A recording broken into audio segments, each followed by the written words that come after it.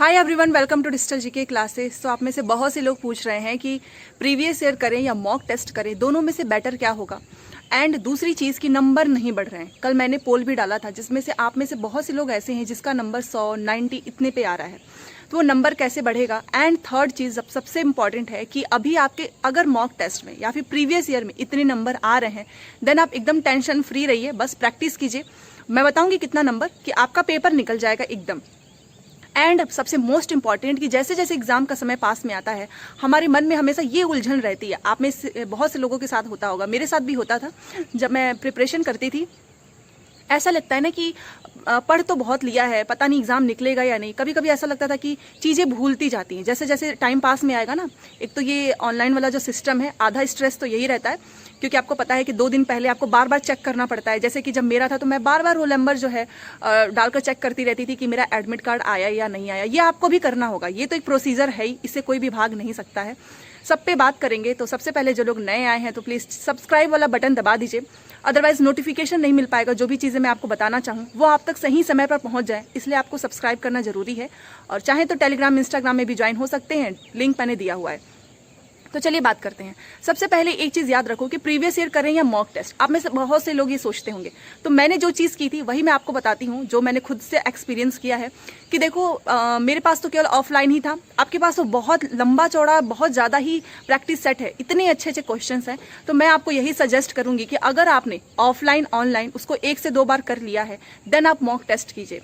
But दूसरा condition है कि अगर आपने एक बार भी अभी तक कोई टेस्ट ही नहीं दिया है, तो सबसे पहले प्रीवियस ईयर ही करो, क्योंकि इसके अलावा जो है आप सीटेट का जो है नहीं क्लियर कर सकते हैं।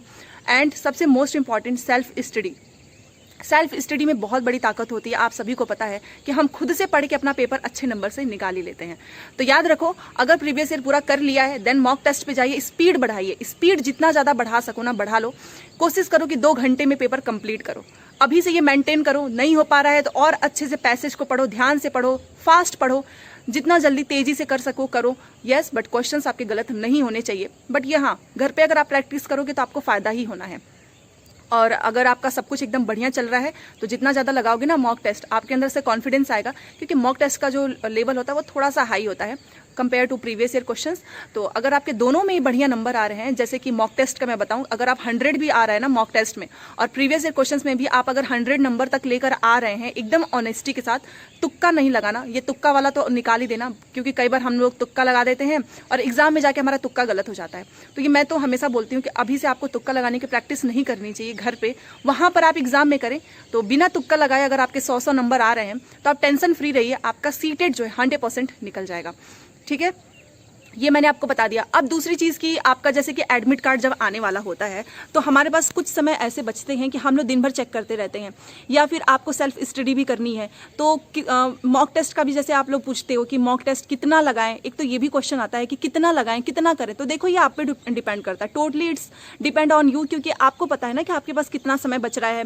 अगर आप वर्किंग है, स्टूडेंट हैं, कॉलेज है, आपको पता ही है कि सब लोग इस बार जो है फॉर्म भरे ही हैं। तो अगर आपके पास समय 2 ही घंटा बच रहा है तो आप 2 घंटा ही पढ़ाई कीजिए, बट मन से कीजिए, इधर उधर की चीज़ें मत करना। एंड एक और चीज़ मैं आपको बताना चाहूँगी कि जैसे एग्जाम जैसे ही होने वाला रहेगा, अभी से ही आपके मन में बहुत सारे डाउट्स हैं, एकदम हलचल होने लगती है कि समझ में नहीं आता है कि हम सही डायरेक्शन में जा रहे हैं या नहीं। फिर मन में एक डर यही रहता है कि बस सीटेड मेरा क्लियर हो जाए, रुकना नहीं चाहिए, कहीं रुक गया तो क्या होगा, ये आता है। इसका मेरे पास एक सोल्यूशन है और मैं आपको बताना चाहूँगी। देखिए, जब भी आपके मन में आए ना कि आपका जो है अगर रुक गया या फिर नहीं क्लियर होगा, तो खुद से एक बार पूछना कि आपकी तैयारी कैसे चल रही है, क्योंकि हम खुद से झूठ नहीं बोल सकते हैं। मैं ये करती थी, इसलिए मैं आपको बता रही हूँ। तो अगर आपको खुद से लगे कि नहीं, आपकी तैयारी अच्छी है, आपका सीडीपी तैयार है, आपके सारे सब्जेक्ट प्रैक्टिस आप कर ही रहे हो, प्रीवियस ईयर लगाई दिए हो, मॉक टेस्ट लगाई दिए, तो फिर टेंशन किस चीज़ की है। आपका 100% निकल जाएगा। और जिसने ये सारे क्राइटेरिया जो है एकदम बढ़िया से कर रहे होंगे ऑनेस्टी के साथ, तो आज के बाद से टेंशन मत करना। मैं खुद बोल रही हूँ, आप अगर खुद से तैयारी करोगे, सेल्फ स्टडी कर रहे हो, आपका पेपर रुकेगा ही नहीं। ठीक है, अब एक चीज़ और बताने वाली हूँ मैं कि अभी आपको कितनी देर तक जो है हर सब सब्जेक्ट्स पे ध्यान देना है। सबसे पहले याद रखो कि आपको पेडागोजी वाला पोर्शन जो है एकदम अच्छे से कर लेना है, अभी कर लीजिए। एग्जाम डेट का कोई भरोसा नहीं है, किसी को भी नहीं पता है। और कल भी मैंने आपको एक अप्रॉक्सीमेट डेट बताया था, उस पर भी बहुत से लोग कमेंट कर रहे थे।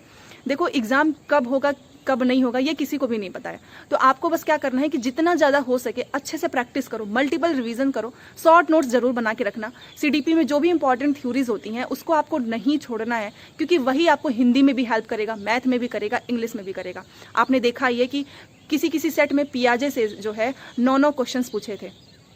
तो ये मत सोचो कि ये 1 नंबर का पूछेगा, 2 नंबर का पूछेगा, क्या पता लकली आपके में वाइगॉस्की से ही 8 या 9 क्वेश्चंस पूछ ले, या फिर पियाजे से ही 8 या 9 क्वेश्चंस आ जाए, क्योंकि बहुत से ऐसे सेट हैं जिसमें केवल पियाजे ही पूछा था, हावर्ड गार्डनर का कोई भी एक भी क्वेश्चंस नहीं था।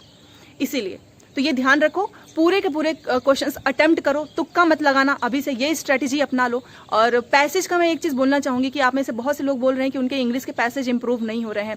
संस्कृत का कैसे करें? देखो, संस्कृत मेरा सब्जेक्ट नहीं था, बट येस मैं बता सकती हूँ पैसेज की ट्रिक। आपको क्वेश्चंस पहले पढ़ना है, बाद में पैसेज करना है, ठीक है। और अभी से ये सारी चीजें करने की कोशिश करो, क्योंकि एग्जाम जैसे ही पास आ जाएगा आप नहीं कर पाएंगे।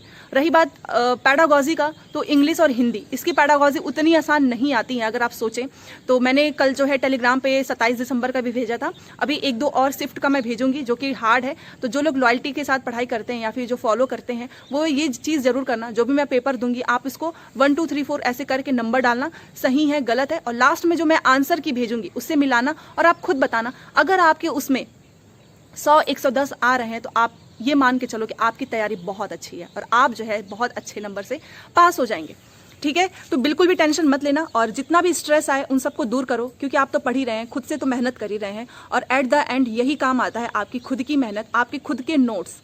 जी हाँ, क्योंकि अगर आप मल्टीपल वीडियोस, एक चीज़ मैं आपको बताना चाहूँगी, हमेशा मैंने बोला है कि जैसे जैसे समय पास में आएगा ना, एक तो हम जब भी यूट्यूब पे कोई वीडियोस देखते हैं तो हमें ऐसा लगता है कि हाँ यहाँ से पढ़ लेते हैं, थोड़ा सा फ़ायदा होगा।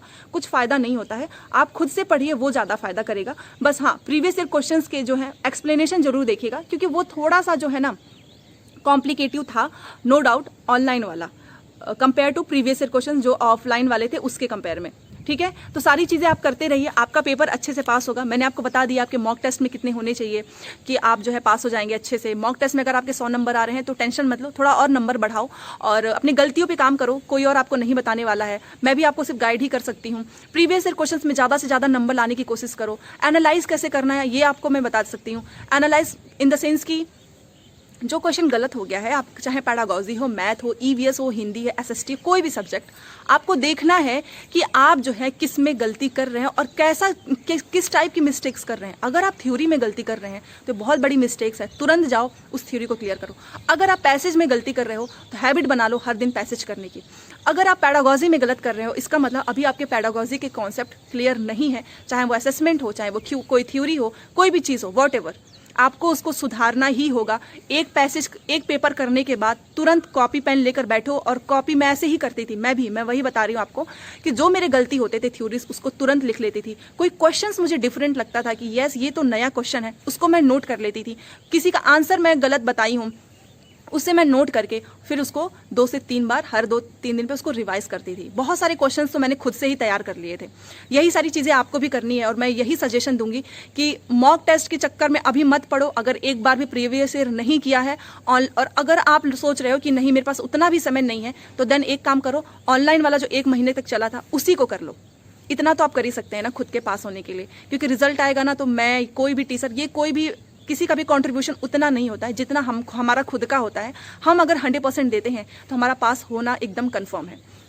सारी चीज़ें मैंने बता दी हैं, इसके अलावा कोई भी डाउट हो तो आप कमेंट कीजिएगा, मैं उससे रिलेटेड वीडियो लेकर आऊँगी। क्लासेज स्टार्ट हैं। सुबह मैंने इंग्लिश की पैडागॉजी कराई थी जो कि एक हार्ड शिफ्ट था, सबसे बताया जा रहा था कि बहुत हार्ड शिफ्ट था, उसी का क्वेश्चंस मैंने कराया है। दोपहर में एसएसटी की मैराथन है ही, और भी सारे मैराथन हुए हैं, आप जरूर देखना, क्योंकि मैंने उसमें सारे ऑनलाइन के जो सबसे हार्ड क्वेश्चन थे ना शिफ्ट वाले, वही मैंने रखा हुआ है, तो आपको बहुत हेल्प मिलेगी। तो बस ऐसे चैनल से जुड़े रहो, पेपर तो निकलेगा ही, आप मेहनत कर ही रहे हैं, और छोटी मोटी चीज़ें मैं आपको सिखाई देती हूँ। वीडियो पसंद आएगा तो प्लीज़ लाइक कीजिए, शेयर कीजिए, और चैनल को सब्सक्राइब जरूर कीजिएगा ये आगे, ताकि आपको और भी इन्फॉर्मेटिव वीडियोस मिलते रहें। Thanks for watching.